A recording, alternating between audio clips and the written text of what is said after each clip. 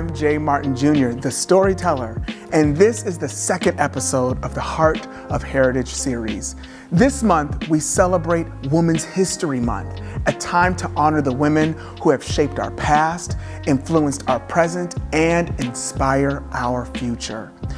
We're here at Carey Hall, a newly acquired space by Seattle Theater Group, rich with history. This very building was once home to Nellie Cornish, a visionary who founded the Cornish School of Arts, giving countless artists a place to dream, create, and break barriers. She believed in the power of the arts to change lives, and her legacy still echoes in Seattle today. Today, I have the privilege of sitting down with three incredible women from Seattle Theater Group, leaders, creatives, and storytellers in their own right. We'll hear their perspectives on what Women's History Month means to them and the impact of their work in the arts.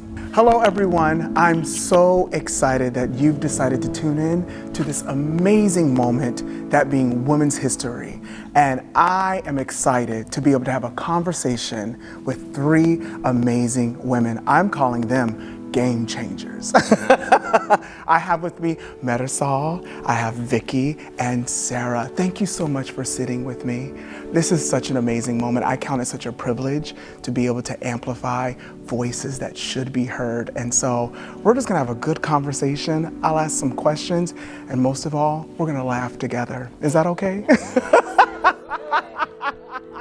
I love this so much. So just go down and just state the position that you've held or what you hold today. So. Absolutely. My name is Marisol Sanchez Best, and I'm the Director of Education and Community Engagement. And I also have the great pleasure of stewarding this theater, which is Carey Hall. Yes, it's beautiful here. Beautiful. And Mama, who are Mama. you? Whoa. Is that the name? A mama to everybody. I'm Vicky Lee, the former Director of Education and Performance Programs from 1999 to 2020. Wow. And worked with these two lovelies. Wow. Thank you. Sarah Strasbaugh. I'm the Associate Director of Community Programs, working with and under Marisol and formerly with Vicky. Though she's still a consultant and all. Yes, we still need. I can't help myself. We still call her. Yeah. We still call her. Yeah. Well, you know, I think it's so awesome to be able to highlight this month, especially within STG. You guys do such beautiful work, and now to be here in the great Carey Hall. But I want to just ask a question. You can chime in at any moment. What does it mean for you to sit in this seat and we're, talking about Women's History Month, and what does that mean to you personally? So much, being here at Carey Hall and knowing who was behind Carey Hall is such a legacy. It's so big. It was a woman, in my opinion, ahead of her time. It was someone that believed in the power of the arts, and it's someone that left a very strong framework and foundation for us.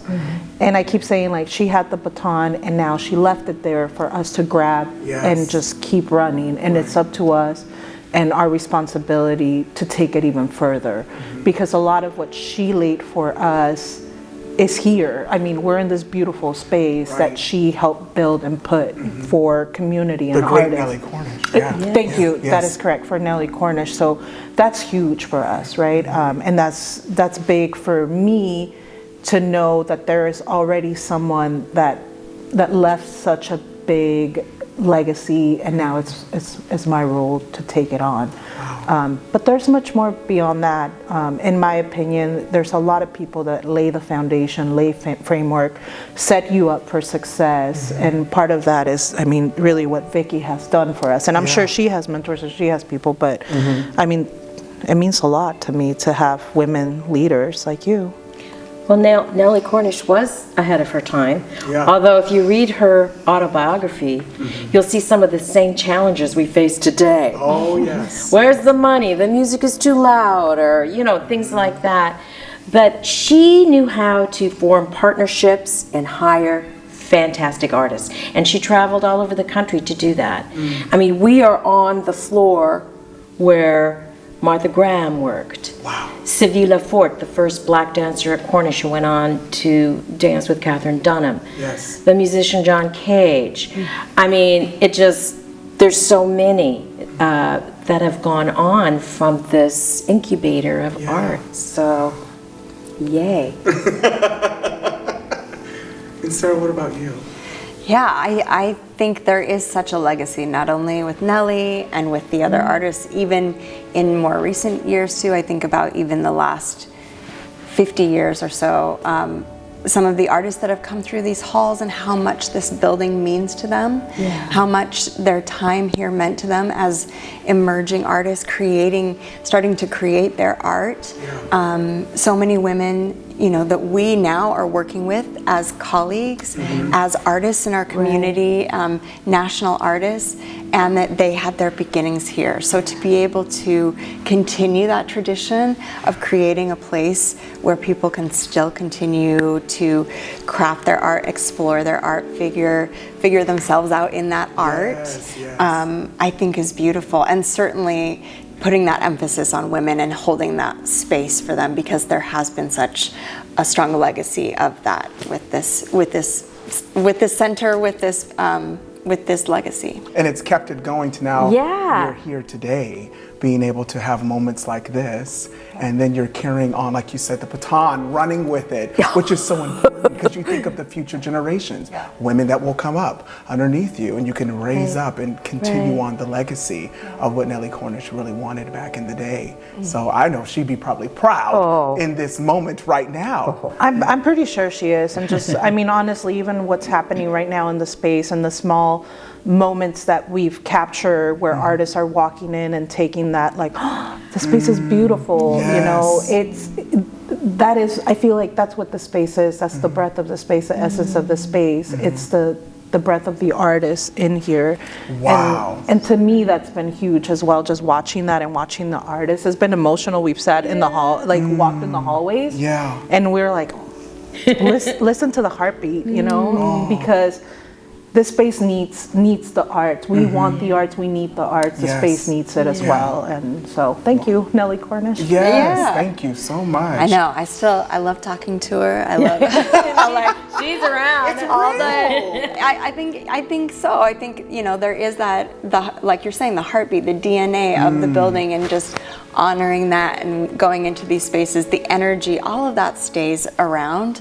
The music, theater, dance, I think all of that has an energy that is held within this building, and honoring that, and the ghosts of you're feeling lovely it. people. You're feeling it. Yeah. Well, you know what? But you know what? It reminded me when we first came into the space and we had signed, that we're taking over the building. I don't know if I shared this, Vic, but we had one of our colleagues who was actually a student here, a woman as well, a musician, and she was like, I need to come in here and I need to honor the space. And she came and did a ritual, like she played her instrument and she just honored the space. And I just remember that moment too, of like what it means also to a lot of the women that have come through Cornish and are seeing this stay as an arts building as well, and the impact it has on them and our community, because a lot of our colleagues and instructors that have been part of Cornish and they're women,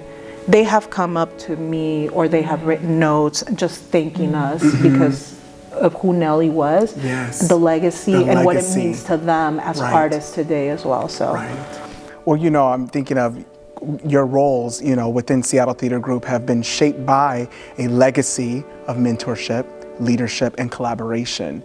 How has stepping into your position, whether as a pioneer or successor, been influenced by the women who came before you?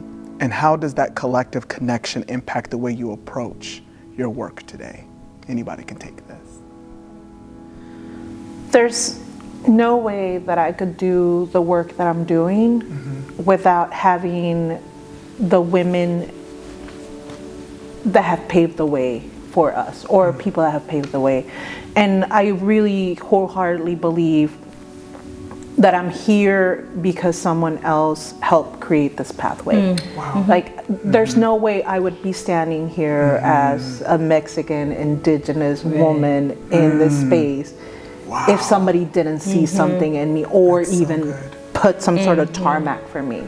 So anytime I do something or I question myself, I really go back, like, you know, my ancestors fought so hard for me to be here today. Yes. And Yes. there's a lot of women, and very strong women, that have also fought a lot of battles and have also put themselves in positions of power and made room so I could be where I'm today. And so that to me influences all the work that I do. Wow. I like what you use the word women, not one woman. I don't want to speak for you, but I'm kind of picking up on that because there's not a one. No. It's a gang. Yes. And I guess for me, because I am older, what really sparked me was the women's movement in the 70s. I was in my 20s, and I was like, look out, here we come. And, you know, we think and honor Gloria Steinem. But if you ask Gloria Steinem, you know, what did you do to lead? She goes, I didn't lead. It was a team, and she had diverse voices from the community, and they did it together. The media always put her up there. She was beautiful and articulate and all that. Yeah. But she had a team, and I think for me, that was it. It wasn't the one, I'm the boss of all things, although I am a Leo, I got to fight with that. But, you know, it was the team. The team together. So, you know, was she in the arts? She's a good writer, but I think it was more that empowerment that. And you had a mother who was a feminist, you know, my age, but you are a feminist and had that, so I don't know what. Yeah, my mom was one of the very first female sound engineers. There were two, and she was on the West Coast. There was one on the East Come Coast. through, Mom. And so, very inspired. Again, I feel very privileged in a lot of ways, but having, again, these strong women that have been in my life, my mother being one of them, and her stories of her fight and the things that she had to do, the fact that she had to put her hair back in a ponytail and wear glasses and try and look as, you know, nondescript or and non-feminine when she was behind the control board, things like that today, now when I'm in a production or when I'm in that environment, I feel so proud that I'm continuing on that path, and that she paved the way. You know, she paved the way for me to be in that spot. She did. That, and with her encouragement, with so many women that I've been surrounded with, that encouragement of follow your heart, follow your passion. You have a voice, you have a place there. Yeah. Well, I want to say to all three of you, thank you so much for sitting with me. I count it such a privilege, like I said in the beginning, as a man to be able to amplify voices. And this is so monumental to have a moment like this, and for everybody that will be able to watch. This is women's history right here. The three of you sitting here, this is power sitting in this space, and to know what Nellie Cornish stood for, and now this moment. This is what it's about. So again, from my heart, STG, all of us, thank you for taking this moment with me. Thank you. Thank you, Jen.